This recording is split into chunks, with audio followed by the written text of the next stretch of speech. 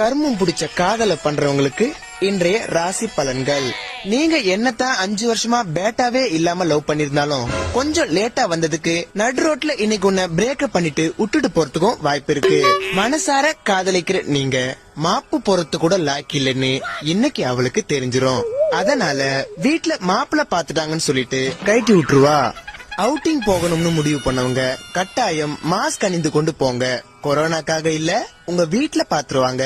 அப்புறம் உங்க காதலுக்கு காலம் முழுவதும் லாக்டவுன் போட வாய்ப்பு இருக்கு.